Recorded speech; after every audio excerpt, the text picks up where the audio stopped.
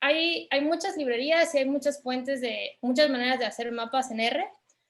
En general, un paquete para trabajar con datos geoespaciales que es relativamente nuevo y es el que yo considero que últimamente es más utilizado y que sigue creciendo, es uno que se llama SF, y este lo vamos a utilizar para leer y manipular datos geoespaciales. Mientras que el Tidyverse lo vamos a cargar porque, pues para mí prácticamente siempre que hago algo en R hay que hacer manipulaciones y movimientos, y las funciones del Tidyverse resultan muy apropiadas para hacer este tipo de manipulaciones. Y también para la parte de graficación con ggplot. Entonces, traté de replicar en este taller como yo aprendo algo nuevo en R, y entonces eso es que casi siempre está guiado por un objetivo. Entonces, para este primer ejemplo, vamos a suponer que lo que queremos hacer es un mapa de Uruguay donde está coloreado por departamento de acuerdo a la población, ¿no? Es decir, que vamos a tener Montevideo y un color que refleje la población de Montevideo y demás. No soy de Uruguay, nunca he ido a Uruguay, pero ahora sí que reconocería el mapa en cualquier parte después de este taller. Pero bueno, si digo las cosas mal, una disculpa de antemano.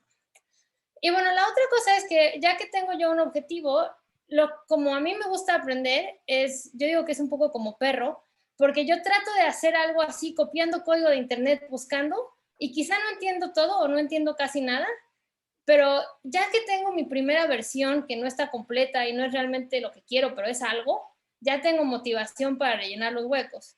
Y yo digo que es como perro porque me recuerda siempre a este meme de un perrito que dice, no tengo idea qué estoy haciendo, pero él está ahí muy feliz metiendo código. Entonces vamos a tratar de hacer eso, es decir, que primero les voy a enseñar las funciones más básicas y ya que tenemos nuestro primer mapa, pues vamos a empezar a llenar los huecos y a saber cómo hacer algo, o sea, irlo guiando hacia algo más preciso y a entender que, pues, de manera más completa. Pero bueno, entonces, mi objetivo es hacer un mapa de población por departamento de Uruguay. ¿Qué necesito? Entonces, incluso si no sé nada de datos geoespaciales, se pueden imaginar que necesito dos fuentes de información. La primera, que me va a determinar cómo son los polígonos, cómo es cada departamento, la parte espacial. Y la segunda, que nos va a hablar de la información que queremos reflejar en ese mapa. Entonces, para la primera, un formato muy común para encontrar y compartir datos geoespaciales de este tipo se llaman shapefile. Y en realidad, pues googleando, yo encontré el sitio del Instituto Nacional de Estadística y ahí están compartiendo mapas vectoriales de Uruguay de diferente desagregación, de barrios de Montevideo, de departamentos y demás, ¿no? Entonces, pues yo de ahí me descargué la información con la cual vamos a hacer los primeros mapas. ¿Cómo meto eso? Ya descargué, entonces aquí de este sitio pueden descargar la información geoespacial, pero ahora queremos saber cómo meto eso a R. Entonces, para meter eso a R, pues necesitamos una función especial de lectura, que en este caso es st-read. Entonces, esta función funciona de manera similar a otras que quizá ya conozcan. Por ejemplo, read CSV para leer datos separados por comas, o por ejemplo, read Excel para leer hojas de Excel. Entonces, en este caso, tenemos un tipo diferente, que son datos geoespaciales vectoriales, y usamos st-read. Pero yo creo que igual es un poco análoga porque el argumento va a ser la ruta a la carpeta donde están mis datos espaciales. Entonces, pues hago eso, ¿no? De part UI le voy a asignar lo que sea que leí de los shapefiles. Y ya que lo tengo, pues lo voy a graficar. Y en realidad a mí me gusta porque es bien fácil. Si utilizan ggplot, lo único que van a hacer es, y primer argumento, los datos, que están en depart-ui, y después la geometría. En el caso de datos espaciales de polígonos, lo que nosotros necesitamos es una geometría especial, porque no vamos a usar ni geom-point ni geom-line, sino que vamos a usar una que se llama geom-sf. Entonces hago ggplot más geom-sf y ¡pum! Mi primer mapa. Con dos instrucciones, st-read para leer los datos y un geom-sf que acaban de aprender. Ya pueden tener su primer mapa por departamento de Uruguay. Espero que les haya explotado la cabeza, porque a mí cada vez que lo hago y veo un mapa, me encanta. Entonces, pues tengo un mapa de Uruguay, pero realmente no es lo que quiero, ¿no? O sea, lo que yo quería era mapear la población a cada uno de estos polígonos, que ahorita todos están grises. Entonces, bueno, ¿cómo hago esto? Y ahora sí, ya que tengo la motivación de mi primer mapa, vamos a ir llenando los huecos. Yo leí y asigné a depart-ui, pero ¿qué es este objeto? Bueno, si vemos la clase, vamos a descubrir que es de clase DataFrame y también de clase SF, pero primero vamos por lo que ya conocemos. Si ustedes tienen algo de experiencia en R, me imagino que ya se han topado con el tipo DataFrame y básicamente son tablas de datos. Al ser de clase DataFrame, podemos usar funciones que usaríamos en un DataFrame pues de manera regular, ¿no? Usuales. Entonces, por ejemplo, a mí me gusta Glimpse, que lo que nos muestra son los primeros valores de cada una de las columnas. Yo veo que tengo una tabla de datos con una columna de área, perímetro, departamento, que es como un índice, y nombre, y bueno, una clave del departamento. Hasta aquí creo que son cosas que quizá están familiarizados, ¿no? Esta es una columna de un vector de enteros y demás. Pero también hay otra columna que se llama Geometry. De esta última, que es parte de lo nuevo, vamos a hablar más adelante. Pero lo primero que quiero ver es que no se asusten, es un objeto similar a algo que ya conocemos. Y al ser algo similar a algo que ya conocemos, pues también podríamos graficar de manera usual. Entonces en ggplot, cuando nosotros queremos mapear a una de las propiedades de la gráfica, pues simplemente usamos el atributo al que queremos mapear, en este caso es el relleno de los polígonos, y decimos con qué variable la queremos rellenar. No tengo nada muy interesante porque solo tengo disponibles el área, el perímetro, el nombre. Así es que, pues como ejemplo, puse el área. Ya tengo un primer mapa en el que está coloreado por una variable de interés. No muy interesante, pero bueno, ya empezamos a ver de qué se trata. Y ahora sí, el siguiente paso es cómo grafico la población. Teresa, Pues, perdón que te interrumpa, pero tenemos una pregunta que capaz que hay gente que se está quedando trancada en ese paso. claro, Paulina dice, me descargó los datos como archivo zip. No sé cómo pasarlo al tipo de archivo que se pone en el código. De hecho, me descargó muchos archivos. sí, ok, si quieren ir corriendo mientras digo el taller está bien, pero también hay una parte de ejercicios. Entonces, lo que les descargó idealmente, no sé si les está pasando, es un archivo zip que tenían la opción de descomprimirlo como parte de UseThis.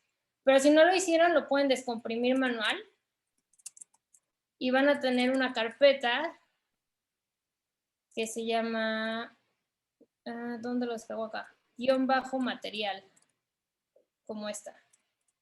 ¿Ok? Entonces, si aquí seleccionan guión bajo material.rprog, les va a abrir un proyecto de RStudio. Si no trabajan con RStudio, pues va a ser un poco más difícil, pero sí lo hacen. Aquí van a tener los datos para los ejercicios, pero ahorita no está realmente el código que yo les estoy mostrando. Aunque lo pueden copiar y pegar, pero, pero sí, no sé si responde la duda. Muchas gracias. Sí, sí, y pasa que capaz que estaría bueno sí dejar capaz las preguntas para ese intermedio, pero como esto puede estar como mucha gente como quedado un poco atrás, preferimos cortar. Gracias. No, sí, está buenísimo. Si no se ha descargado, no se preocupen. Igual y ahorita que lleguemos a los podemos ver ya con más cuidado qué es lo que tenían que haber descargado. Sí es bueno ir haciéndolo para aprovechar y estar listos, pero igual si se trabaron, pues ahorita revisamos que todo esté funcionando. Ok, entonces, ¿alguna otra duda? Ok, entonces lo que tenemos es este data frame que también tiene una clase adicional, pero entre otras cosas es un data frame. Y ya vimos además que podemos utilizar las columnas en ese data frame para colorear los polígonos que estamos graficando. Entonces el siguiente paso, pensando en el objetivo, sería unir una tabla de población para poder colorear de acuerdo a la población, ¿sí? Y seguro que ustedes pueden pensar en algo más interesante, ¿no? Lo que pasa es que pues yo la verdad que no supe un ejemplo interesante, ¿no? Pero podrían pensar que quieren colorear cada departamento de acuerdo a, no sé, educación promedio o alguna variable que sea más de su interés de acuerdo a lo que sea que trabajen.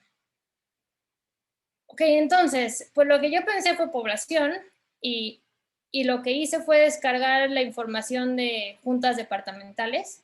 Entonces, esto está en un portal de datos abiertos de Uruguay.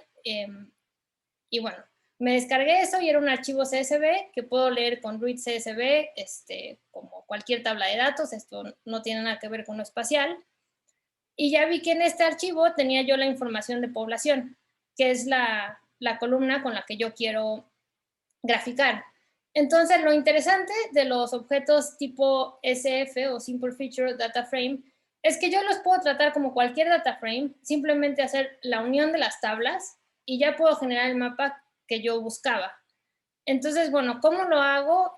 Sí hay algo de manipulación de datos y la razón es porque nunca en la realidad las cosas están listas pues para hacer algo luego, ¿no? Entonces, si se fijan, mi problema es que aquí el departamento viene como, el nombre del departamento viene en mayúsculas. Y en esto de otro, el nombre del departamento viene en minúsculas. Entonces, lo único que voy a hacer son unas transformaciones más de manipulación de datos para que las dos columnas sean idénticas y yo pueda hacer la unión de las dos tablas. Y eso es lo que estoy haciendo aquí. Entonces, estoy haciendo una nueva columna que se va a llamar nombre y que va a tener una versión limpia de los datos que están en la columna junta departamental. Y bueno, ya que tengo la misma versión en las dos, que va a ser esta columna nombre en guión bajo, yo puedo hacer una unión con este left join. Y llego a una nueva tabla, a un nuevo data frame. Ok, déjenme ver las preguntas. Ok. Entonces, bueno, lo que yo les quería demostrar es que usando las funciones de manipulación de datos que utilizamos con data frames tradicionales, yo ya puedo unir la columna de población y ahora sí hacer el mapa que era mi objetivo.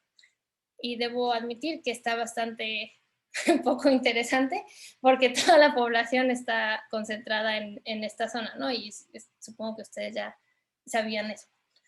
Pero bueno, pues es la idea de tener otro conjunto de datos y unir y ya podrían hacer a nivel departamento el mapa que quisieran. Ahora, en la parte que no conocemos, ¿no? O sea, ahorita me concentré en qué es un objeto data frame que quizá ya era conocido para muchos de ustedes. La parte no tan familiar viene desde el hecho de lo que nosotros descargamos como shapefiles.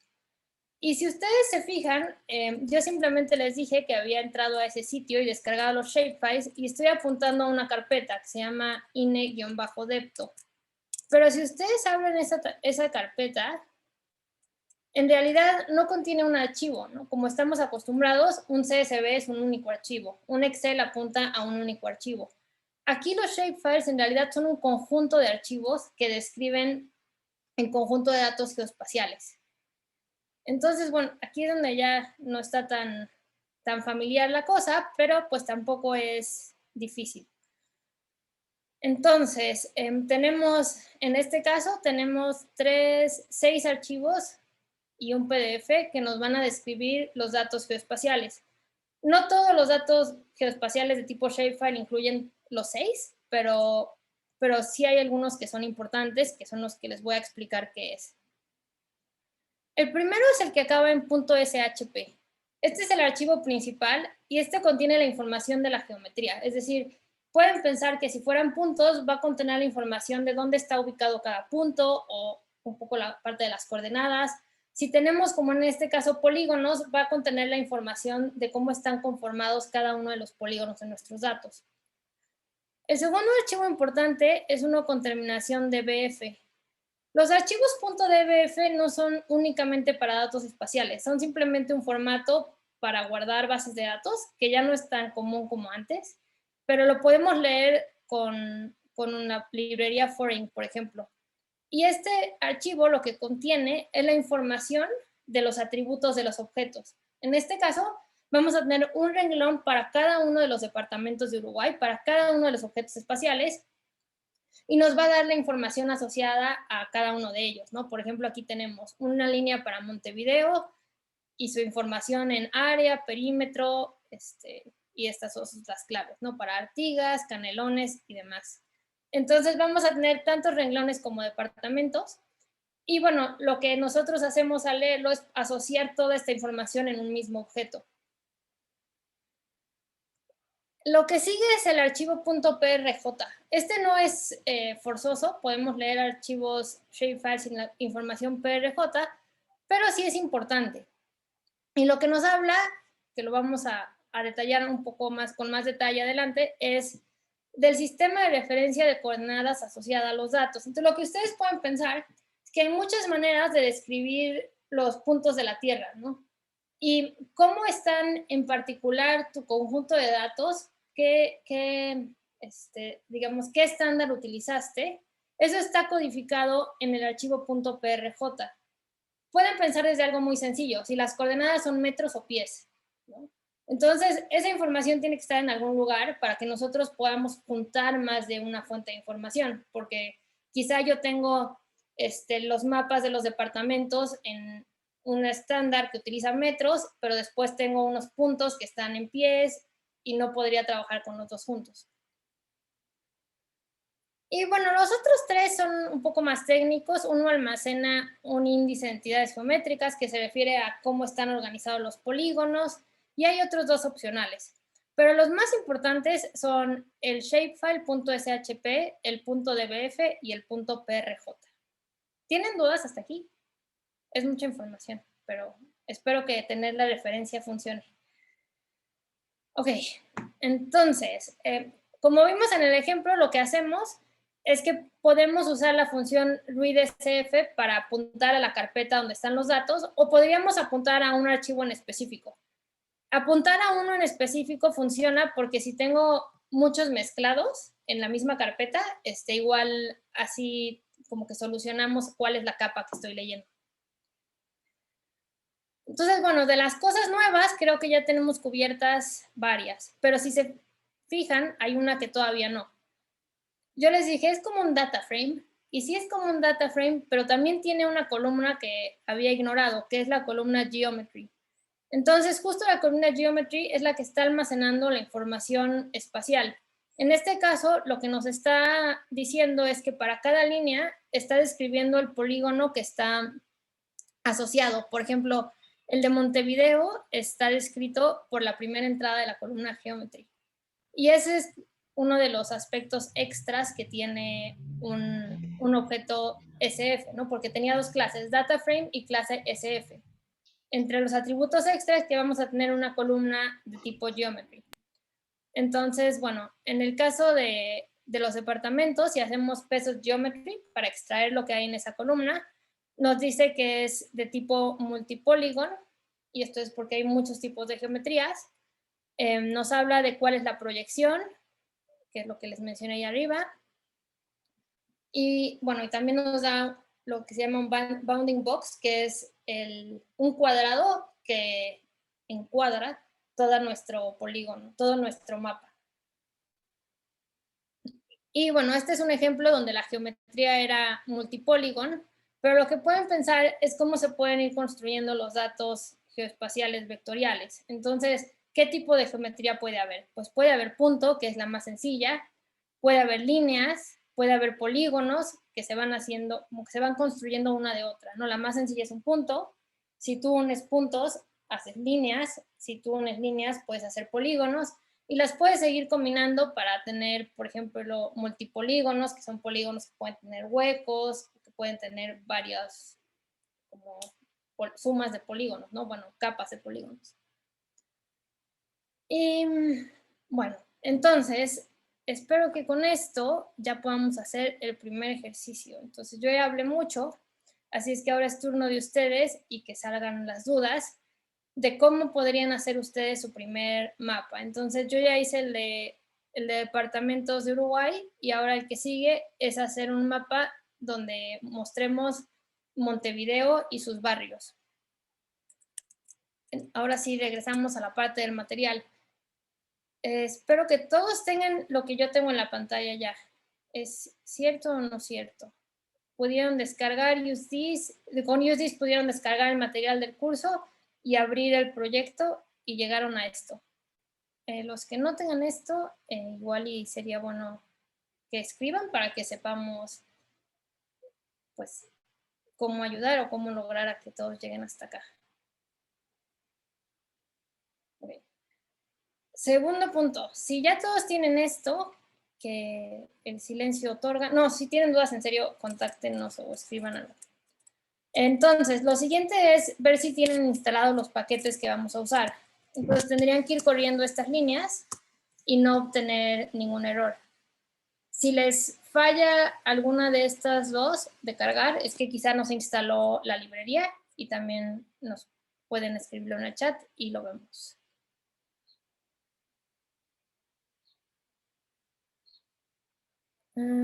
Ok, hay una persona que no le descarga dos de los paquetes. ¿Cuáles son los que no te descarga? Y si puedes pegar qué error te manda. Tidyverse y SF.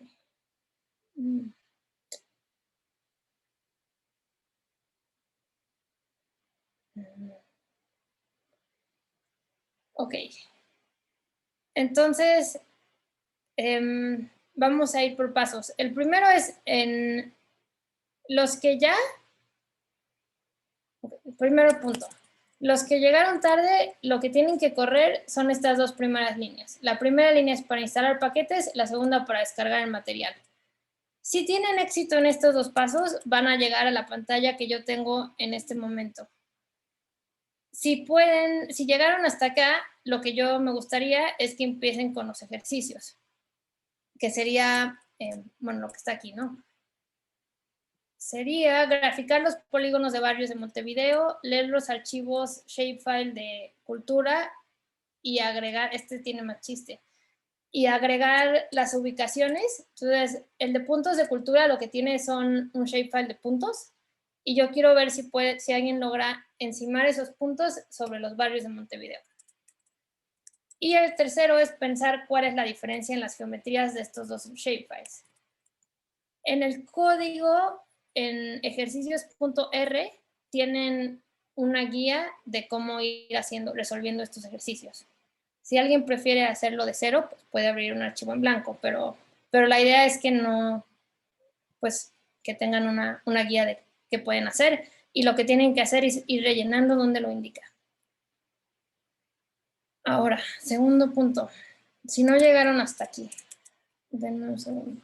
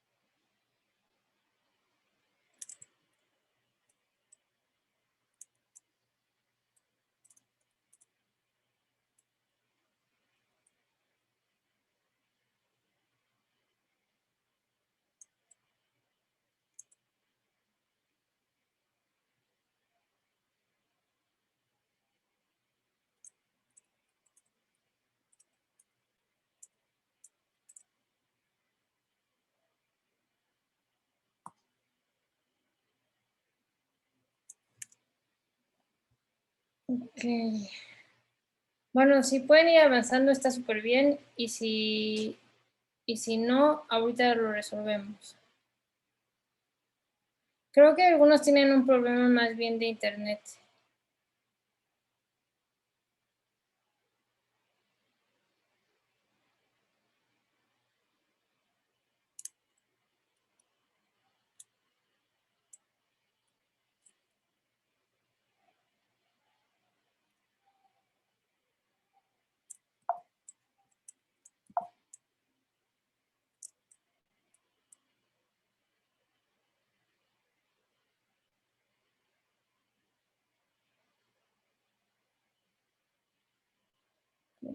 Okay. Sí.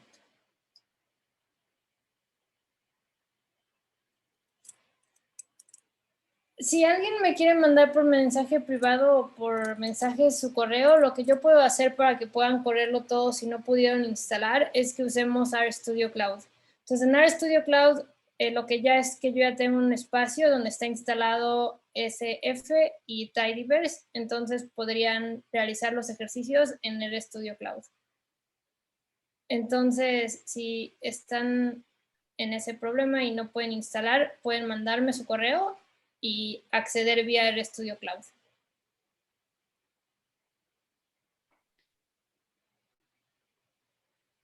Teresa, ¿y no tenés forma de compartir un link para que nosotros lo podamos poner en Meetup o es por la cantidad que es limitada? Me parece que es por la cantidad que es limitada porque no me da la opción. Antes sí, Bien, cuando estaba todo abierto sí podía, pero ahorita no me dejó. está.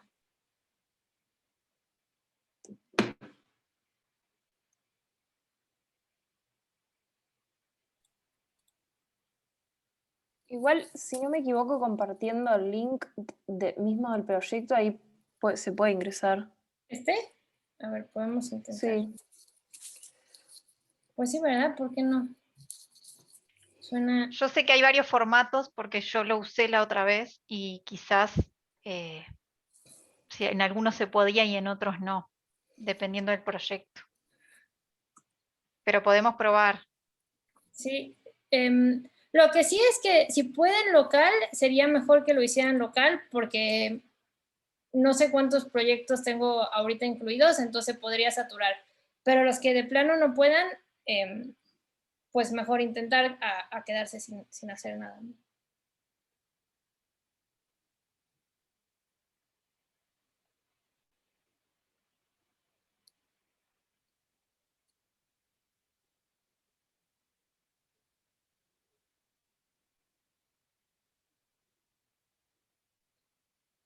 Y si no, tampoco se preocupen porque podemos resolverlos entre todos como parte de la dinámica también. Entonces, los podemos igual después de la clase tratar, después del taller, tratar de ayudar a que la instalación funcione.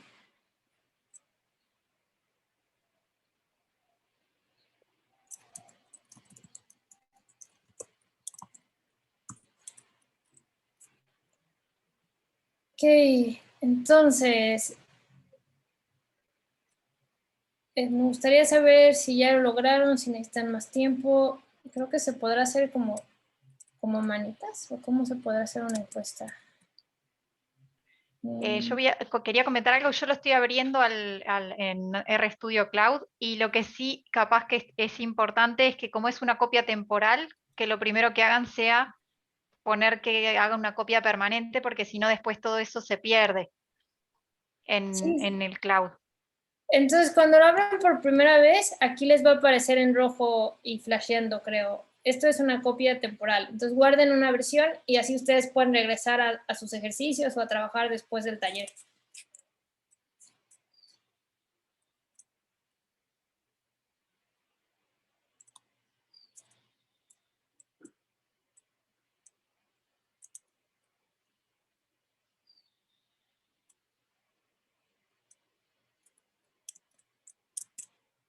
Ok, entonces,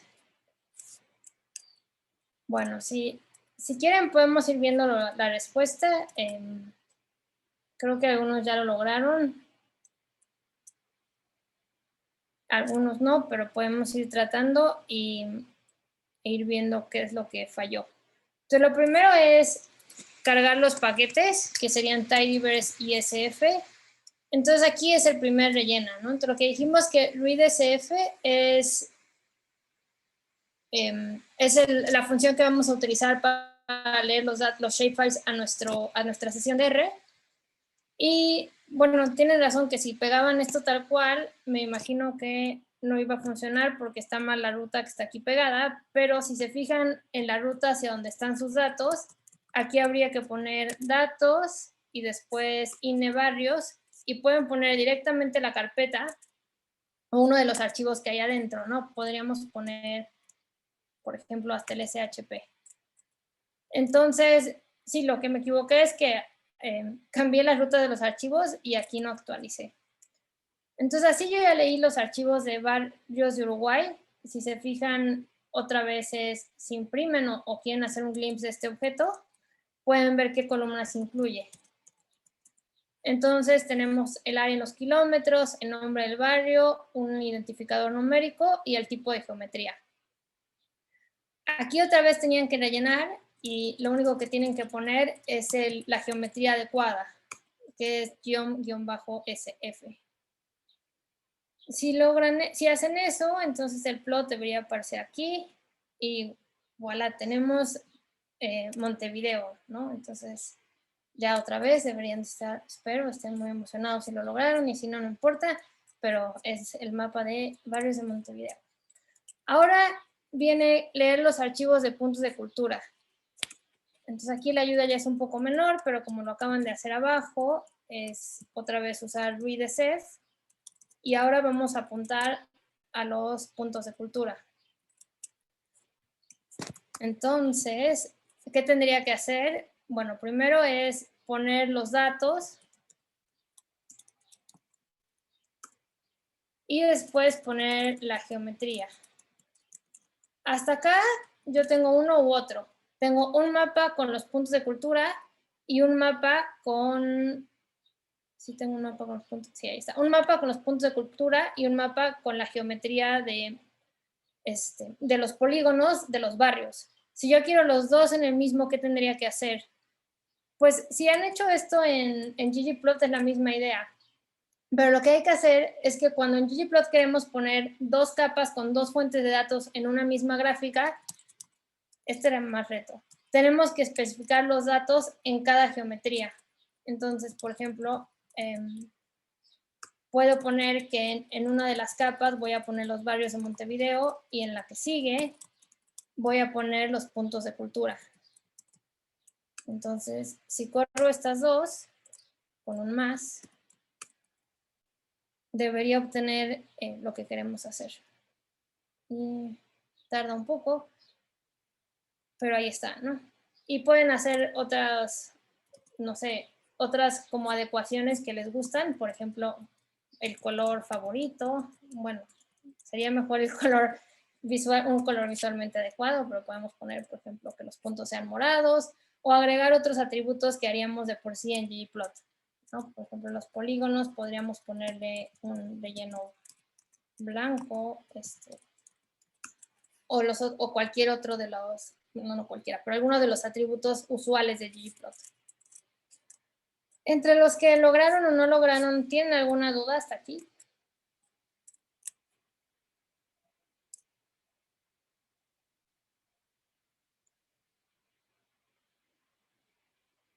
Ok, entonces creo que la pregunta de Paulina era en parte porque estaba mal esta ruta, que no estaba actualizada, pero bueno, si ahorita ya no tienen dudas, seguimos. Okay. Había otra pregunta, ¿no? Describe la diferencia entre la geometría de los barrios y el archivo de puntos de cultura. Entonces, en realidad, si nosotros nos fijamos en cada uno de estos, el caso de los barrios, en la columna de geometría nos dice que es multipolígono, y en el caso de los puntos de cultura, la geometría es de tipo puntos. Y bueno, esto es normal porque no estamos graficando simplemente la ubicación donde hay cada uno de esos puntos de cultura, que sería el Teatro Alfredo Moreno, Teatro no sé qué era, y demás. Y en el otro, pues estamos graficando más bien los polígonos que determinan cada uno de los barrios. Ok, acá hay otro ejemplo que podemos saltarnos, pero pueden revisar después.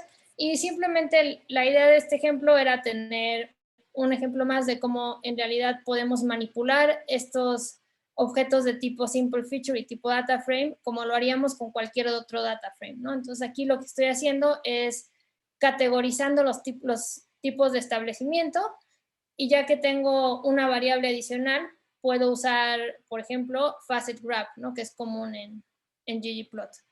Entonces, pues simplemente ver que si ya conocemos ggplot, si ya sabemos dplyr, las herramientas van construyendo sobre esas mismas para darnos más flexibilidad en lo que queremos graficar.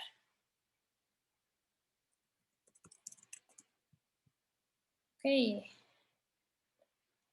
La segunda pregunta que podemos hacernos es, yo tengo una tabla de datos con coordenadas, ¿qué es lo que tengo que hacer para construirlo, para convertirlo en un objeto de tipo espacial?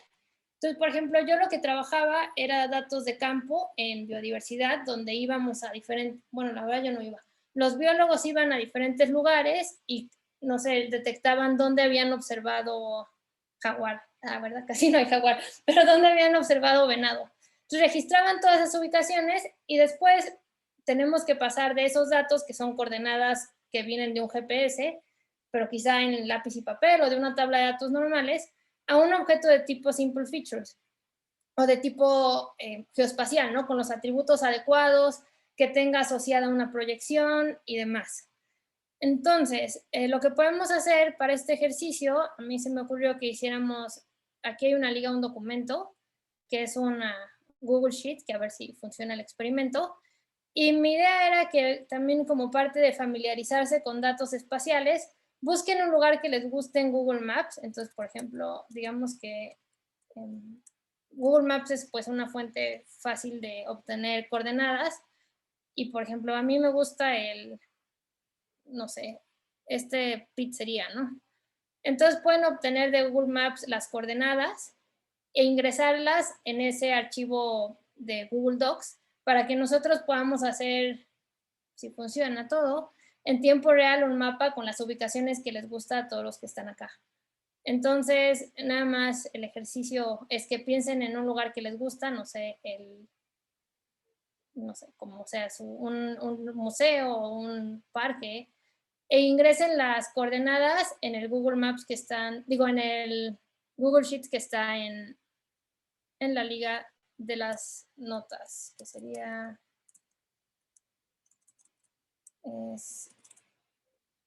en esta sección. Pueden seguir esa liga y anotar las coordenadas. Y entonces así lo que nosotros, o lo que a mí me gustaría replicar, es que yo ya tengo una tabla de datos que tiene coordenadas, pero ¿cómo paso de eso, que simplemente es una información, a un objeto de tipo geoespacial que yo puedo mezclar con otros datos geoespaciales, o por ejemplo unir a los mapas de Montevideo o demás?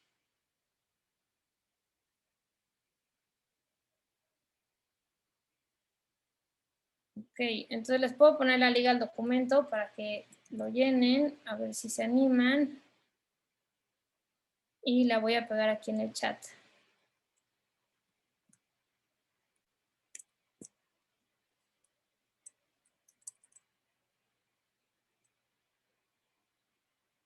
Están buenas sus preguntas. Las voy a resolver, pero en unos momentos podemos hablar de cómo hacer submapas, por ejemplo, tomar subconjuntos. Bueno, les puedo decir rápidamente, como tenemos al final un archivo tipo data frame, podrían hacer filters y eliminar algunos de los polígonos, ¿no? Al final, por ejemplo, podrían separar solamente un barrio y con un filter de dplyr extraer aquellas filas. Ay, perdón, empecé a hablar sin decir la pregunta. La pregunta es que si se pueden hacer subconjuntos de los polígonos o hacer un mapa que sea solamente de una de las regiones. Entonces sí se puede, y al tener ya nosotros una tabla de datos como tipo data frame, podemos usar los filters normales y graficar esos subconjuntos. Otra es dónde pueden buscar datos a nivel área de distintos países de Latinoamérica. Normalmente las agencias de estadística gubernamentales son las que distribuyen los mapas oficiales de cada país. En México se llama INEGI, por ejemplo. Veo que en Uruguay usan el INE, y bueno, en general yo busco la palabra shapefiles y la desagregación que me interesa, y así pues googleando lo voy encontrando. Ok, entonces, supongamos o espero que ya hayan ingresado sus datos a la Google Sheet. Entonces yo voy a poner esto y algo pasó porque ahora tenemos más de una hoja. Esperen un segundo. Ah, ya vi qué pasó.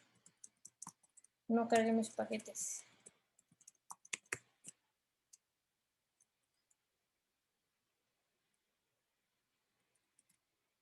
Ok, entonces aquí ahorita lo único que tenemos, si alcanzan a ver mi pantalla, si no avísenme y hago más grande la fuente. Si se fijan ahorita, lo que nosotros tenemos es simplemente un data frame o table, porque usamos dplyr, pero digo tidyverse. Pero en realidad esto todavía no tiene propiedades como nuestros objetos geoespaciales, que tenían una clase que se llamaba SF. Entonces, ¿cómo paso de mi hoja de datos usual a datos de tipo SF? Pues lo que tengo que hacer es simplemente establecer dos cosas. Uno es cuáles son de las columnas que hay en mi data frame, cuáles identifican las coordenadas. En este caso, yo les llamé lat y long. Entonces, ponemos la función st as sf, entonces quiere decir como as simple feature, que se va a volver un objeto espacial, y le indico cuáles de mis columnas son las que van a ser las coordenadas, ¿no? Entonces sería la que se llama long y la que se llama lat. Y denme un segundo. Ok. Es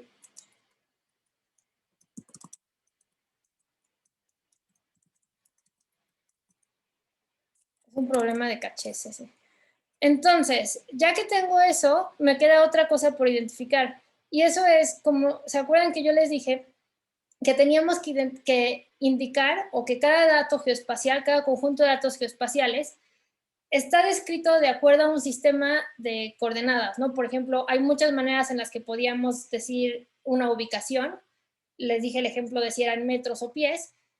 Y en este caso, lo que nosotros tenemos que especificar es qué estándar está siguiendo. Yo sé que los datos de Google Maps siguen uno que se identifica como 4326. Ese número identifica los datos de Google Maps. Entonces, lo importante es que hay dos cosas que identificar. ¿Cuáles de mis datos son las columnas? Y segundo, mis datos responden a qué sistema de referencia de coordenadas.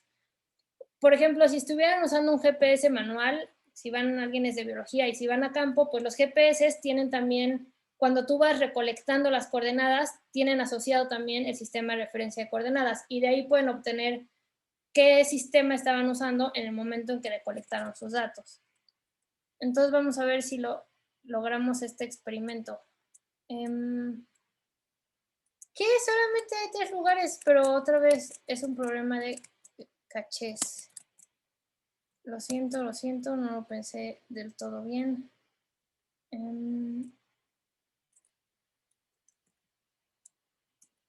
Pero bueno, si tienen dudas hasta ahorita, las pueden ir externando. Y yo voy a remediar mi error.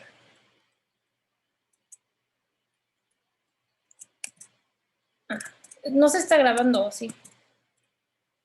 Pregunta a alguien si puede conseguir la grabación, pero me parece que no se está. En realidad, eso lo tenemos que hablar después porque no lo habíamos conversado. Lo estamos grabando, pero en todo caso después se elimina si hay alguien que se opone Ah, ok, a que bueno. se publique. Así que después lo charlamos. Dale, no hay problema, perdón. Entonces la respuesta es después se hablará, pero igual las notas ahí están. Ok, entonces ya que tenemos nuestros datos y ya que los hicimos de tipo geográfico, utilizando especificando el sistema de coordenadas y especificando las columnas, lo que seguiría sería simplemente utilizar la geometría usal, que es guión-SF, y ya podemos utilizar esta con nuestros datos porque ya cumplen las características de unos datos de tipo geoespacial. Ok, entonces, mi fabulosa idea no funcionó, entonces aquí tienen la idea estándar donde había 3 puntos que yo metí. En unos momentos espero que ya funcione los datos que yo quería graficar. Entonces, ahora sí les voy a dar más detalles del sistema de referencia de coordenadas. ¿Qué es lo que está pasando? Entonces, en primera, la Tierra tiene una forma elipsoidal que no es perfecta. Entonces, lo primero que tenemos que pensar, o sea, simplemente hay que pensar en el proceso que estamos tratando de crear, ¿no? Yo tengo en la Tierra puntos, que la Tierra es un elipsoide, y tengo que de alguna manera identificar dónde están esos puntos. Lo primero que necesito es un modelo del elipsoide de la Tierra. Entonces, no es una esfera perfecta, tiene pues variaciones. Y el elipsoide que se elija no va a ajustar a la perfección. Y hay diferentes elipsoides que tienen propiedades distintas. Algunas van a ser mejores, por ejemplo, para algunas regiones, ¿no? Van a ajustar muy bien en los polos, pero a lo mejor no también en otra sección y demás. Hay elipsoides o modelos de elipsoide que tratan de utilizar toda la Tierra y otros son para locales. Entonces, los locales van a ser más precisos en un área, pero van a distorsionar más en otra. Y hay un montón. Entonces aquí les puse una lista y son muchísimos. El más común en mi experiencia es el WGS84, así se llama, y es global, es decir, que funciona para cualquier parte del mundo. Pero entonces imaginemos que ya estamos de acuerdo. Vamos a usar de elipsoide el WGS84. Eso suena bien. Ahora yo te digo, quiero poner 2 puntos en ese elipsoide. ¿Cómo los reconozco? ¿Cómo te transmito esa información? Pues necesito un poco más de información. Necesito saber cuál fue tu punto de referencia. Si yo te digo 10-20 en un elipsoide, tú como sabes ese 10-20 a partir de dónde empezaste a contar. Entonces, a eso se le conoce como datum, al punto de referencia. Entonces, con el datum, fijas un punto en tu elipsoide y a partir de ahí vas a generar las coordenadas. Otra cosa que es importante es decir en qué unidades están. Entonces, porque yo te puedo decir 10-20, pero 10-20 metros, ¿no? Entonces, ese es el segundo aspecto para poder fijar de qué estamos hablando y poder compartirnos datos. Y lo siguiente es la proyección. Entonces, hasta ahorita yo les hablé que tenemos puntos que podemos describir dentro de un elipsoide. Pero muchas veces es conveniente, aunque no necesario, pasar de nuestro elipsoide a 2D, ¿no? Entonces queremos aplastar el elipsoide y otra vez vamos a tener distorsiones y vamos a tener, pues, problemas. Entonces, lo que se hace, una estrategia común es usar superficies de desarrollo. Entonces, básicamente puedes aplastar la esfera pues en un cilindro que después desdoblas en una cosa cónica o como aplastándolo por arriba o por abajo. ¿Cuál es mejor? Pues depende del objetivo. Cada una de las diferentes proyecciones tiene ventajas y desventajas. Una muy común es la Mercator. Esta va a preservar dirección y distancia, entonces es útil para sistemas de navegación porque te va a decir bien, pues, cómo llegar a un lado. Hay otras que esta preserva dirección y distancia, pero no preserva área. Una proyección azimutal, que son estas basadas en una superficie de desarrollo plana, de esa manera va a preservar área, pero va a distorsionar ángulos y dirección. Entonces, dependiendo de qué estés haciendo, cuál es la mejor. Pero lo que les puedo decir es cuál es la oficial de Uruguay.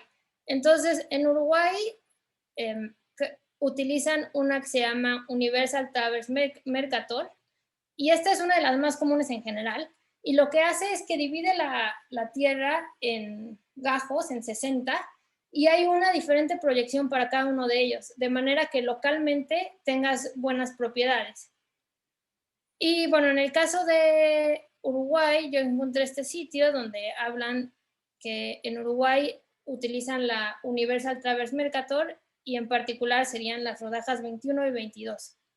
Casi todo está en el 21, entonces es más común, o sea, podríamos usar solo la 21. Por ejemplo, en México no utilizamos esa, la oficial se llama LSC o Lambert Canonical, y entonces, pues no sé, cada país tiene su estándar. Los datos oficiales en México siempre están dados en LSC, y Y bueno, pero bueno, la más común de todas maneras que yo he visto es UTM. ¿Y por qué es importante saber? Bueno, pues porque si ustedes quieren combinar datos de México y datos de Uruguay, van a estar en diferentes sistemas de coordenadas. Entonces, para mezclarlos, los tenemos que transformar de tal manera que sean comparables. Porque, digamos, una distancia no es lo mismo en un sistema que en otro. Ok, entonces, ¿cómo describo el sistema de referencia de coordenadas asociado a un conjunto de datos geoespaciales? Pues hay varias maneras. Una que es muy común se llama como projection string. Y en el caso de los archivos de barrios de Montevideo, como les dije, van a usar Universal Traverse Mercator, que le ponen UTM.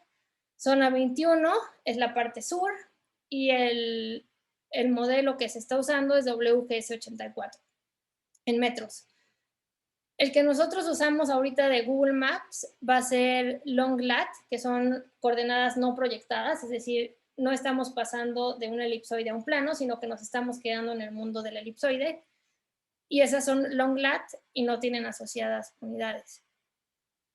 ¿Y qué más? Bueno, entonces este string va a describirlo, pero hay otra manera, que es usar claves. Entonces hay como un índice de claves que tienen asociadas las diferentes proyecciones y muchas veces es más fácil trabajar con eso. Cuando hicimos el de Colab, yo usé simplemente la clave en vez de la descripción, pero bien pude haber usado el string de la descripción. ¿Tienen dudas hasta ahorita? Son muchas cosas, creo. ¿No? Bueno. Ok, entonces, por ejemplo, el string 32721 es lo mismo, o sea, podemos usar este número 32721 o podemos usar este string que describe, los dos describen la proyección en la que están los archivos de barrios de Montevideo. Bueno, aquí había un ejercicio que podemos hacer o no hacer, pero la idea es que si ustedes abren el PRJ, el archivo .prj que formaba parte de sus shapefiles, pueden ver que ahí viene esta información del sistema de referencias de coordenadas. Entonces, por ejemplo, si lo abrimos en un editor de textos, aquí viene esa descripción, ¿no? WGS84, zona 21 sur, y bueno, ahí vienen más maneras de describirlo. Ok, ¿todo bien? ¿Ninguna duda?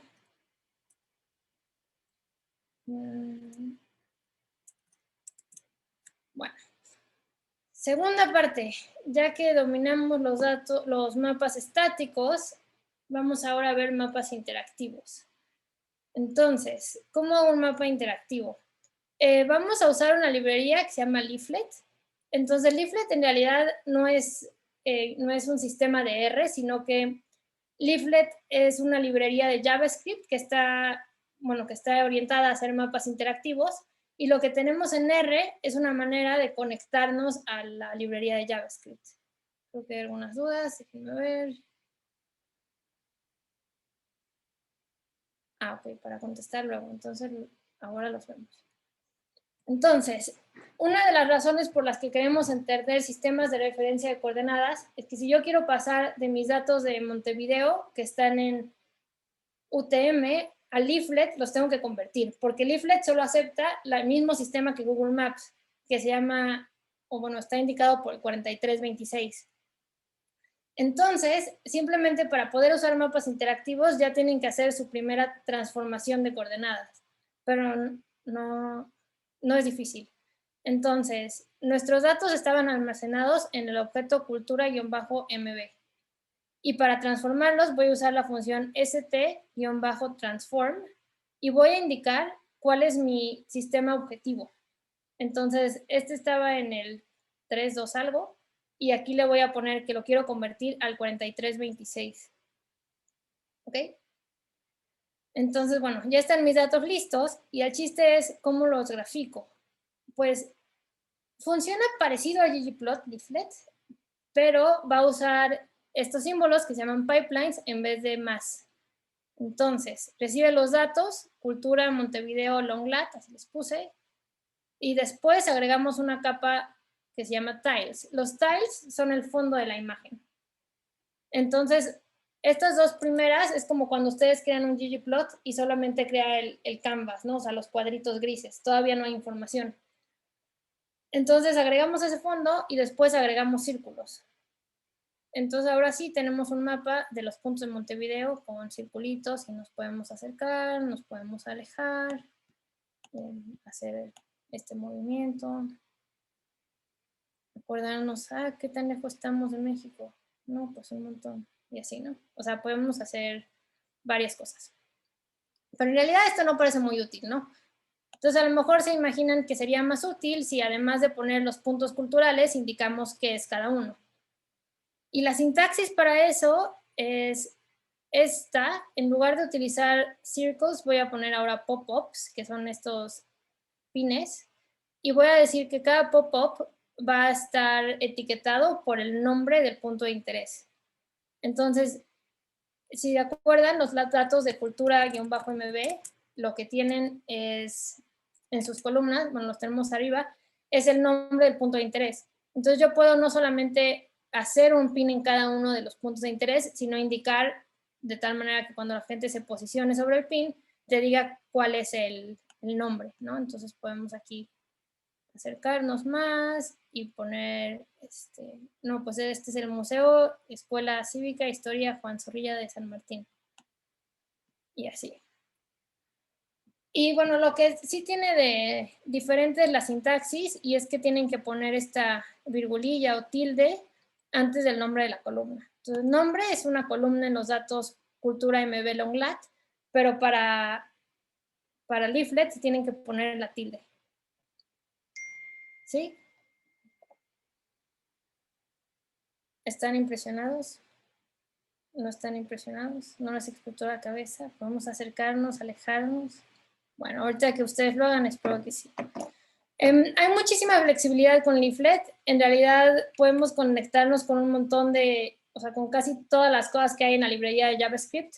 Entonces, por ejemplo, aquí puedo decir que en vez de utilizar puntos, quiero utilizar un icono, ¿no? Entonces yo puse aquí el DR Ladies, y ahorita que haga que funcione la parte de los lugares que ustedes pusieron, mi idea es que exista un icono en cada coordenada donde ustedes pusieron en el Google Sheet. Ok.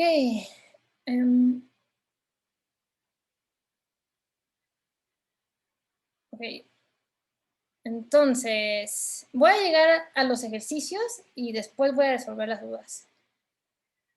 Ahora, nosotros ahorita pusimos puntos, pero ¿cómo podríamos agregar los polígonos de los barrios, ¿no? Si por alguna razón yo quiero sobreponer mis datos de polígonos, ¿qué tengo que hacer? Pues lo que podrían hacer es que el primer paso, si recuerdan, es transformar a la proyección en la que trabaja Leaflet, y ya que tenemos eso, vamos a usar la función add-polygons, ¿no? Entonces, esta función de add-polygons, pues en vez de, es como las otras, ¿no? Hay add markers, add circles, add polygons, y nos van agregando pues una forma distinta o un tipo de atributo distinto, que en ese sentido es similar a ggplot, ¿no? Que tenemos geom-point, no sé, geom-bar, diferentes geometrías disponibles. Pues aquí también tenemos un montón de opciones. Ok, entonces ahora como ejercicio quiero que vean qué pasaría. Ay, el primero. Ok, creo que sí está. ¿Qué pasaría si utilizan Leaflet con los datos no transformados? Es decir, si utilizan collab en vez de collab longlat. El siguiente es agregar al siguiente código la ubicación de los puntos de interés de Montevideo. ¿Cómo harían eso?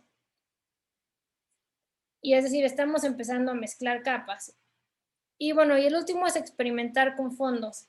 Y es que Leaflet tiene un montón de flexibilidad, y hay veces que quizá ustedes quieren poner de fondo unos tiles que no sean estos de ciudad, sino a lo mejor unos de vegetación o unos divertidos. Entonces aquí hay una liga para que vean todos los fondos disponibles.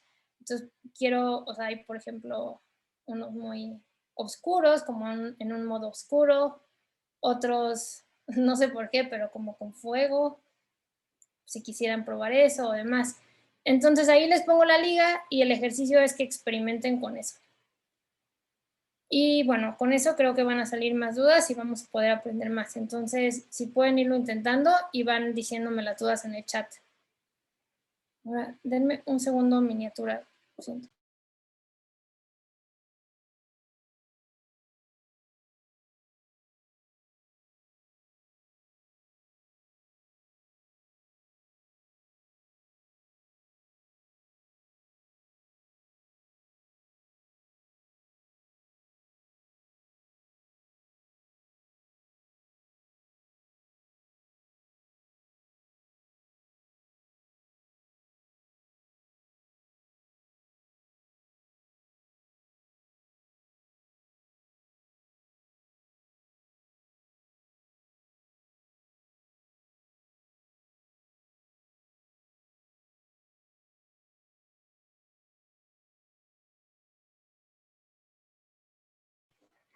Lo siento. Ok.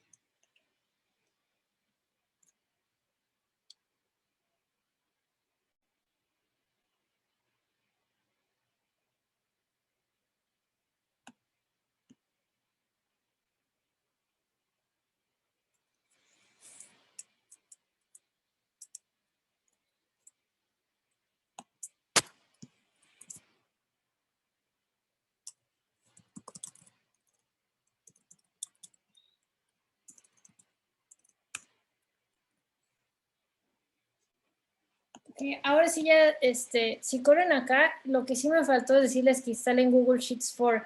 Entonces, para el ejercicio de donde pusimos el mapa con los datos que ustedes generaron o agregaron, necesitarían instalar Google Sheets 4.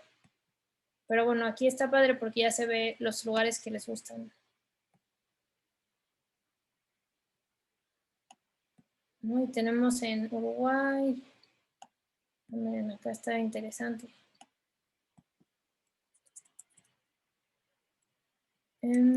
Ok, entonces voy a ver sus dudas, pero si quieren pueden seguir trabajando en eso, está bueno. Una pregunta que hacen es la diferencia entre Read OGR y Read SF. Okay, entonces, en R hay un montón de paquetes para trabajar con datos geoespaciales. La librería RGDAL tenía una función que se llama Read OGR, que era muy común y era lo que yo utilizaba antes. Sin embargo, hay un paquete más novedoso que es SF, que es el que estamos viendo hoy, que lo que busca es tener un acercamiento de la parte, dentro de datos espaciales vectoriales y datos espaciales, hay un estándar que se llama Simple Features y SF es una implementación de ese estándar.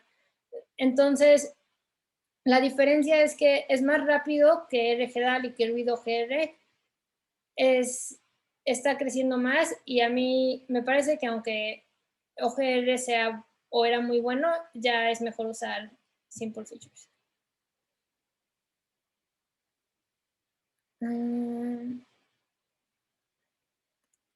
Ok, el problema del missing values debe de ser porque en el archivo colaborativo que hicimos quedaron faltantes. Entonces, déjenme revisarlo y no se ve bien. No, a mí me daba ese error y entonces lo que hice fue eliminar una fila. Creo que ahora funcionan, si vuelven a probar. Entonces ya debe funcionar. Buenísimo, gracias.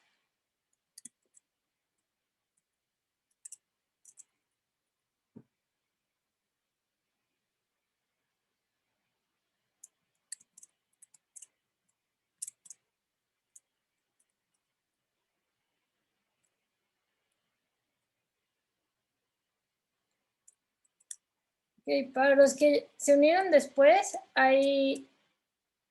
Ah, no, perdón. Es que me cuesta trabajo el direct messages contra el everyone. Ah, pero lo voy a poner en general. Para los que se unieron después, allá hay una dirección donde están las notas de la clase y al principio hay una instrucción para descargar el material. Si descargan ese material, van a tener un proyecto de RStudio con un script de ejercicios que tienen que ir rellenando para poder pues, participar de manera más activa en el taller. Pero igual yo diría que también si están trabados, tampoco se preocupen mucho y pueden hacerlo después o ir experimentando para que salgan dudas, pero pues es algo nuevo y es difícil, ¿no? Entonces tampoco hay presión.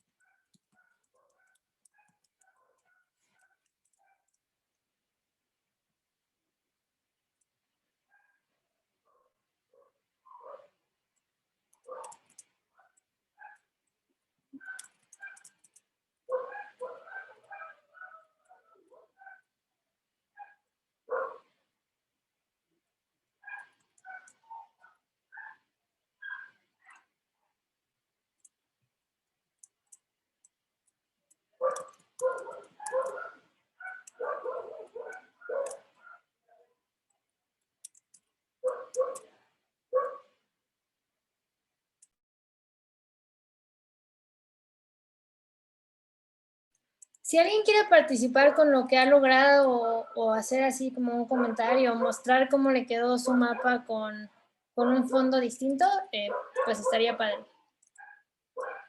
No sé si usan padre, estaría bien.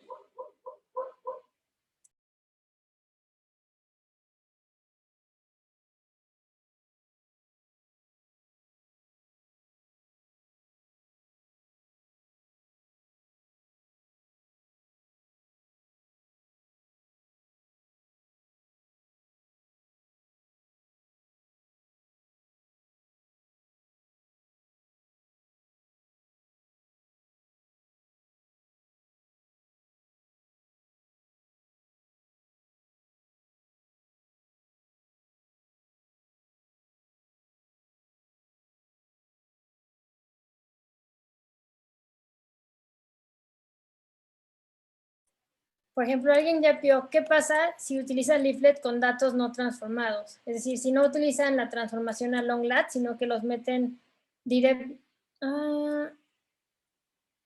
Bueno, este es datos que todavía no están georreferenciados, ¿no? ¿Alguien hizo el primer ejercicio? ¿O tiene una respuesta de qué pasa o qué podría estar pasando? Mis perros están muy latosos, lo siento.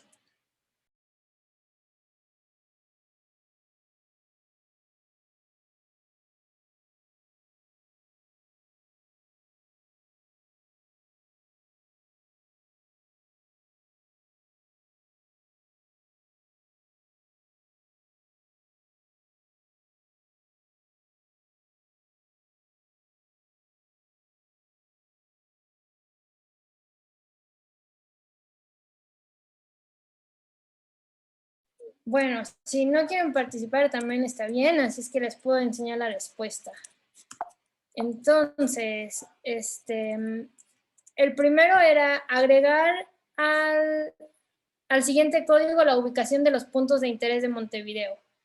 Entonces, bueno, había que hacer dos pasos, ¿no? Teníamos que utilizar los puntos de interés transformados que estaban aquí arriba, como cultura MB Longlat, pero es que no lo era llenado. Aquí tengo que rellenar, o sea, la primera parte, de hecho hay que ver por partes, ¿no? Reproyecta los datos de cultura para poder usar Leaflet.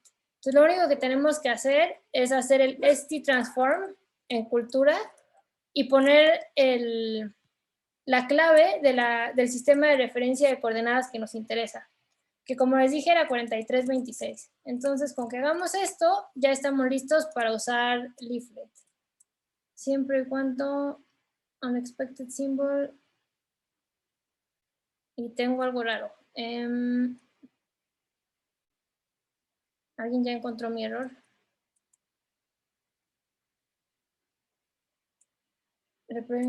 Unexpected symbol. A ver, déjenme ver qué hice mal. Ok, esto sí funciona.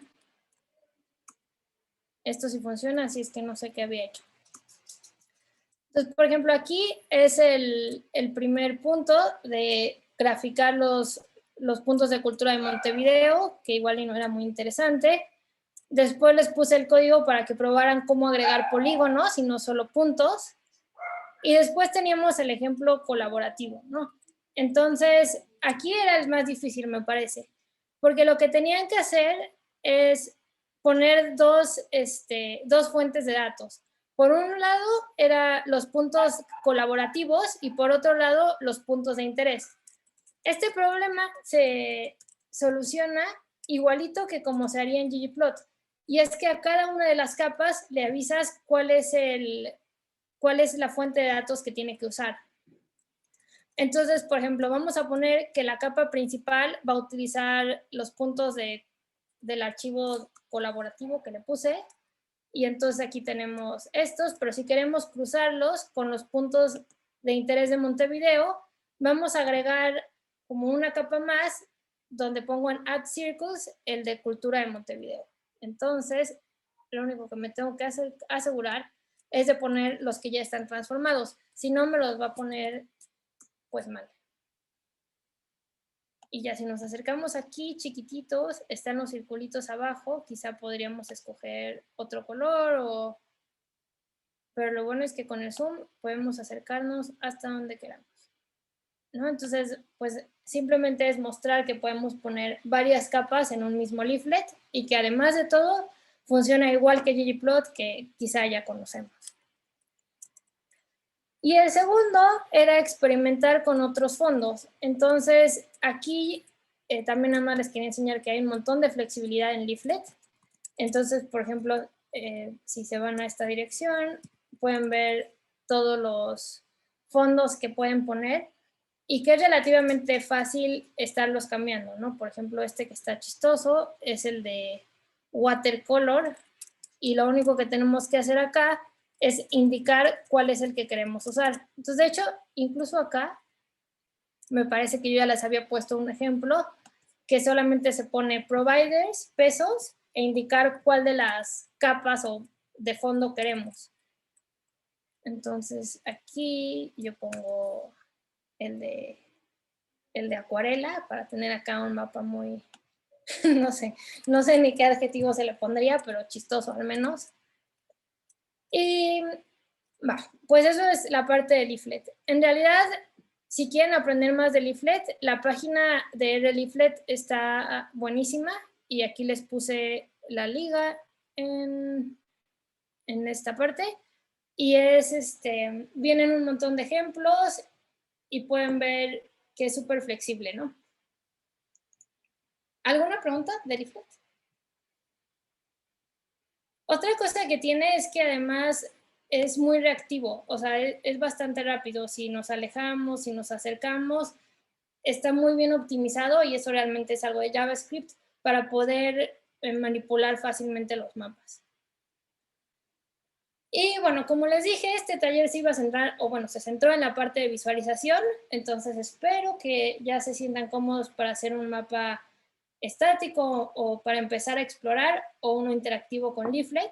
Hay más paquetes para hacer cualquiera de estas dos cosas, pero a mí me gusta usar ggplot para graficar mapas estáticos y Leaflet para interactivos, pero hay muchas más opciones. La otra cosa que yo les mencionaba al principio del taller es que la manipulación de datos o trabajar con datos geoespaciales no se limita a visualización, sino que podemos hacer otras cosas interesantes. Por ejemplo, si tenemos datos de polígonos que no conocemos su área, podemos calcular el área de los polígonos.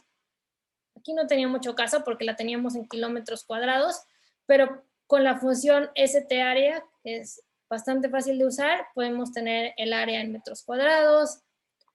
Quizá nos queremos preguntar en qué barrio están los museos, y entonces lo que tendríamos que hacer es que tenemos dos conjuntos de datos espaciales y queremos saber la intersección, ¿no? Entonces lo que yo haría sería ver en dónde caen los puntos de interés y cómo se empalman con los polígonos de barrios.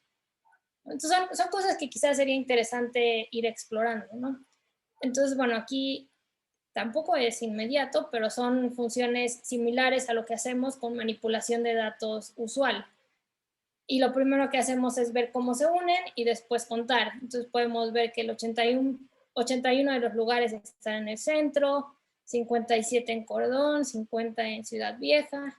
Entonces digo, ya sé que si algún día voy a Montevideo, ¿dónde voy a buscar mi hotel? Y bueno, otra operación común, por ejemplo, es la distancia entre puntos.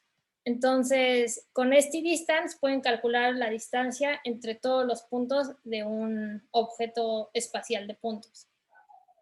Y bueno, estos solo eran ejemplos, pero les quería dar nada más como unos ejemplos de cosas que se pueden hacer.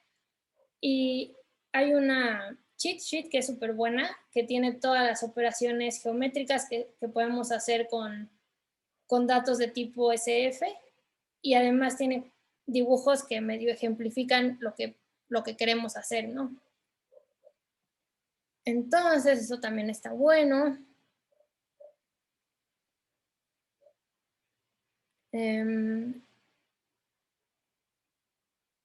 Y estaba viendo las preguntas, perdón. Y bueno, de referencias, hay un libro muy bueno que se llama, el que les dije al principio, Geocomputación con R. Está muy completo y está muy bueno. Es abierto, gratis. También se puede comprar, pero si quieren una versión electrónica está disponible. El sitio de Leaflet que les comentaba también tiene muchos ejemplos para Leaflet. Y ¿qué otra referencia tengo? Bueno, el Tidyverse, que al final a mí siempre me resulta importante para poder hacer análisis de datos, incluso si son geoespaciales. Y pues bueno, muchas gracias por estar acá. Espero que algo se les haya quedado. Y si tienen alguna duda, me pueden contactar. Me imagino que por acá está una liga a mi sitio donde está mi mail. Y bueno, pues en general, gracias y cualquier cosa. Bueno, voy a ver las últimas preguntas y ya. Va a haber una grabación disponible que se va a compartir por redes. Una pregunta dice si se pueden hacer transformaciones entre los data frames. Bueno, este es uno de los que dije, ¿no? Por ejemplo, cruzar capas.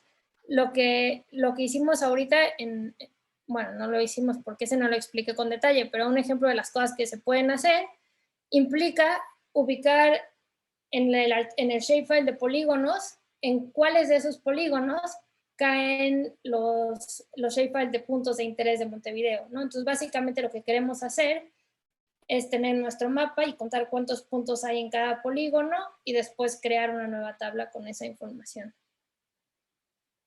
Y bueno, alguien está compartiendo datos de distribución de especies de Uruguay, que eso también es muy interesante.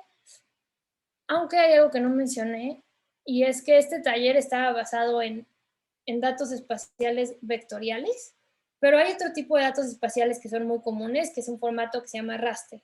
Los datos de distribución de especies normalmente están en raster.